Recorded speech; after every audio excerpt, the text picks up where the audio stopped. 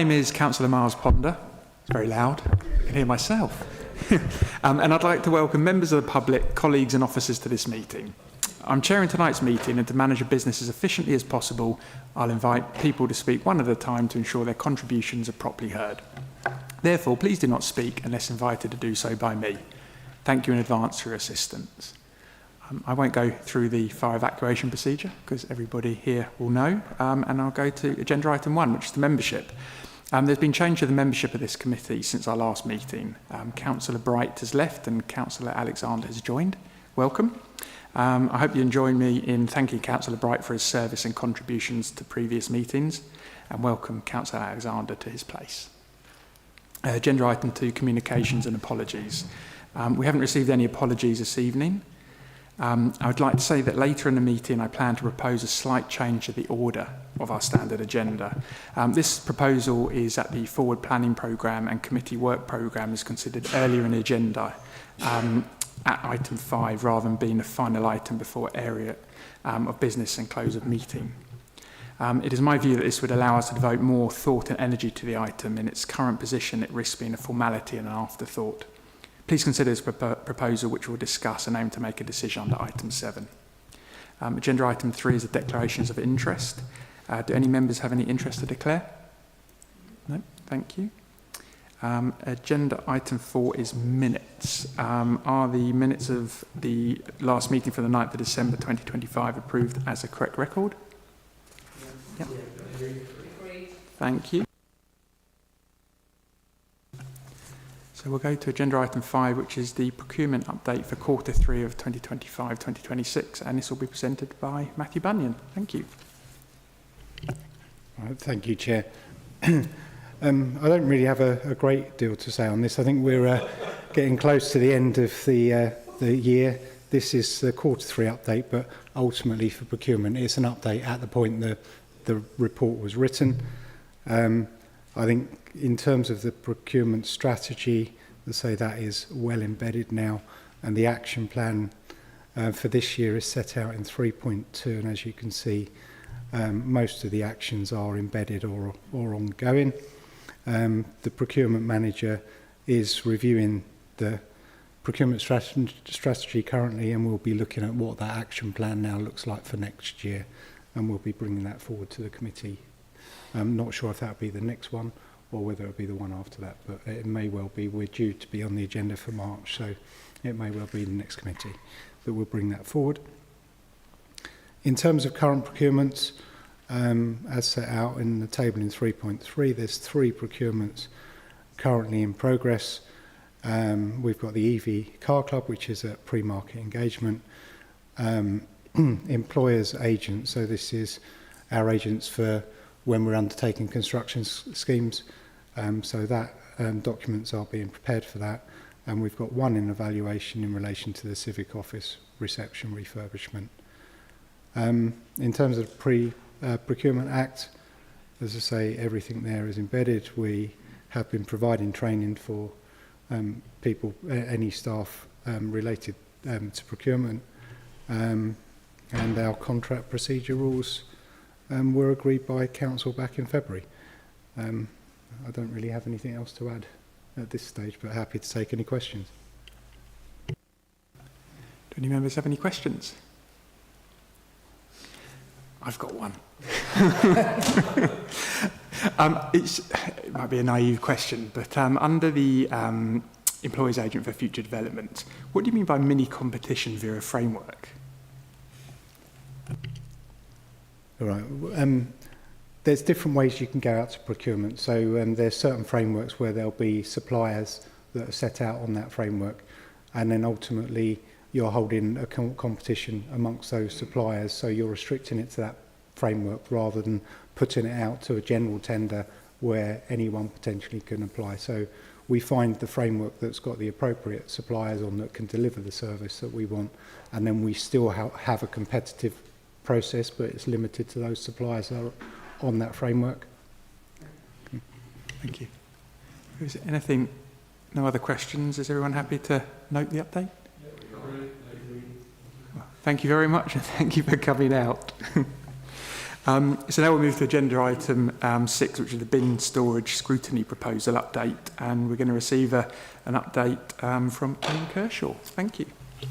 Yeah, I mean, just briefly, Chair, to say that I think this was a scrutiny which Councillor Butler wished to bring forward, and we're really happy and very keen to support that.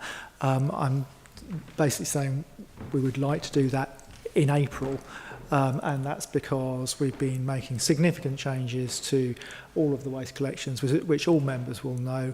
We are in the process of rolling out the food waste collection service to flats, and so I think it's important to get that in and secured. And we are also, alongside the County Council, carrying out a waste composition study, and that will take place during February. So there's a capacity issue on the team to be able to support a scrutiny review, specifically around flats, which is what we're working on at the moment. And secondly, when we have the waste composition study results, that will help us understand how residents are using waste collection across the borough in a lot more detail, which is probably something which I'd like to bring back to this committee generally anyway. Thank you. Are there any questions? Only a comment to say, yeah, as obviously the member that's bringing that forward, I'm happy to support that, and I won't forget. So just to be on your toes, I will be making sure that it's brought forward for April. Thank you. Councillor Lambert. Thank you. I appreciate this bin storage scrutiny proposal is primarily for flats and communal areas.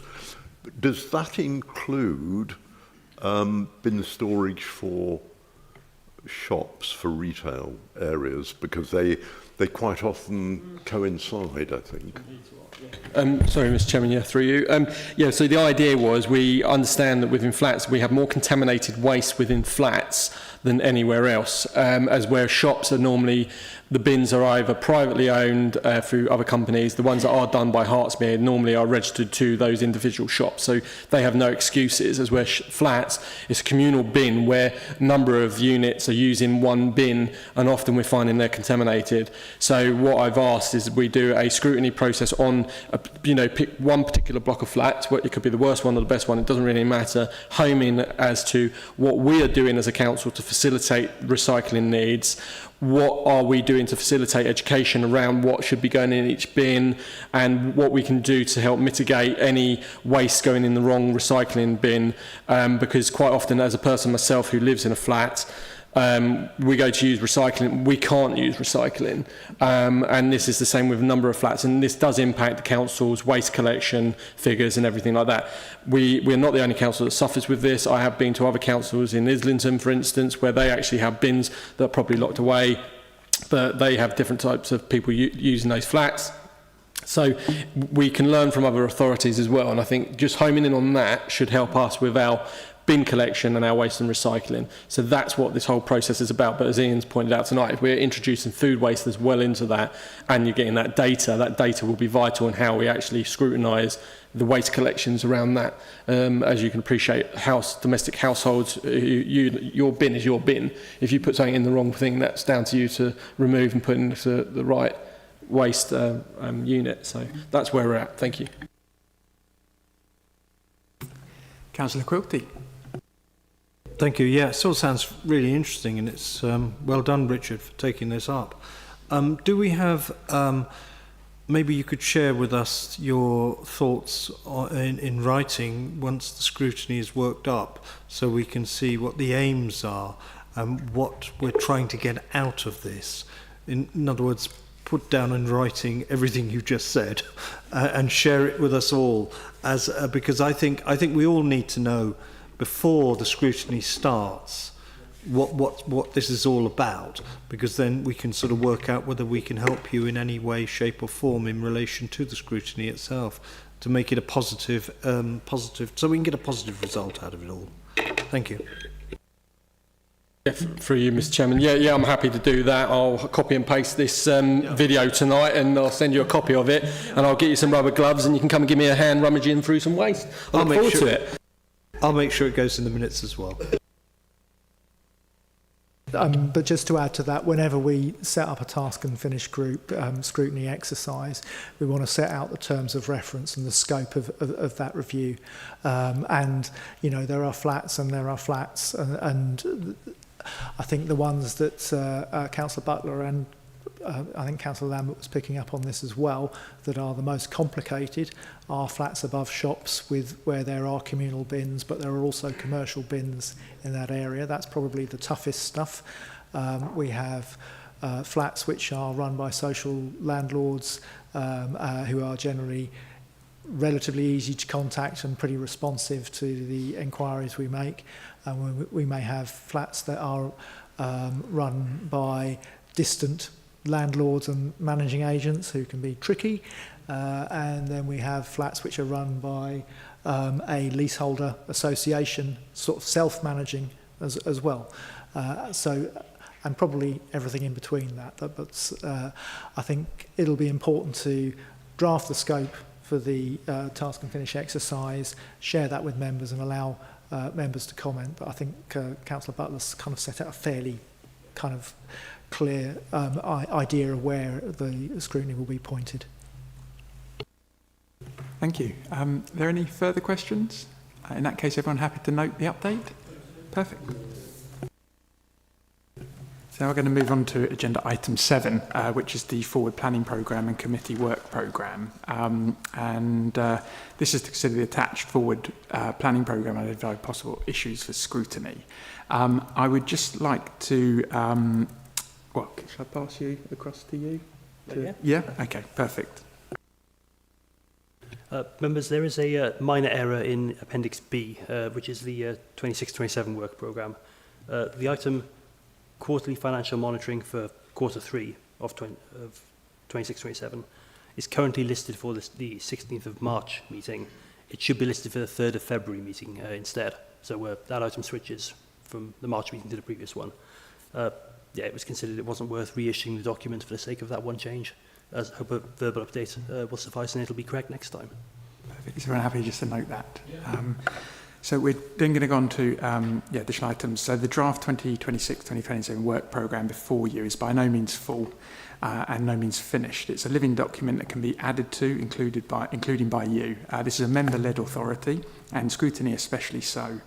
The Operating Review Committee, and there's obviously a clue in the name. So if there's any aspect of the way the council and its services operate and you have any concerns about it or want to learn about it or want to improve it, this is the forum which should do so. So any reasonable requests will always be considered.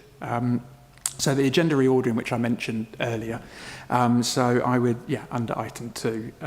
So it was basically the proposal is that the forward planning programme and committee work programme to be considered earlier in the agenda at item 5, rather than being a final item before the close of the meeting. It's my view that this would allow us to devote more thought and energy to this item. In its current position, it risks being a formality and an afterthought. And I would just like to see if anyone has any questions on that. Thank you. Councillor Quilty. I'm just sitting here thinking to myself, local government reform. We need something built into the work programme somewhere down the line. Don't know when. I mean, I don't know whether we need a sort of something soon, within this year, whatever, and then park it, defer it to later on when there's further information that comes out. On the top of me, I can't remember all the dates and deadlines, and I'm not too sure, but it'd be after July anyway. Yeah, it'd be after July. We'd want the first meeting so we can discuss it a bit and then take it forward from there, because it is going to have a significant impact upon the way that we operate the services in Hertsmere, and I think we've got to be ready for that and scrutinise it before it actually decision is made to do one thing or the other. Yeah, this is exactly the sort of thing that, reason for wanting to bring this forward. So Yeah, no, people it's a can good idea. Get these sort of thoughts and get these things out there. So if anyone else, you don't have to come up with ideas now, but over the course of the next month before the next meeting, happy to leave it to the next meeting, and then you can talk to officers and have things about things, and other people can think about it then, and work, because we're all in this boat together, and I think we need to be steered by the officers. So you can help as our captain of our ship. You can find out what the officers are doing, and us able seamen down the back here will be keeping an eye on you. Okay. Yeah. Okay. Well done. Councillor Lambert, you have a question. Yeah, I think that's a really good idea, and I think probably sort of a regular basis of once a quarter. Once a quarter, we have a situation report of where we are. I think that's a really good idea. Yeah. If there's no other questions, I'm just going to go back to confirming that is everybody happy to move it up the agenda going forward. Perfect. In that case, agenda item 8 is any other business that the chair considers urgent. I can confirm there isn't any.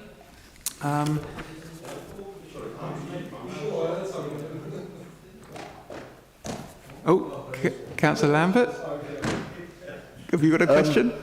Have we actually said we've got the February and the March agenda items? It's a bit sort of a bit lean, and we seem to have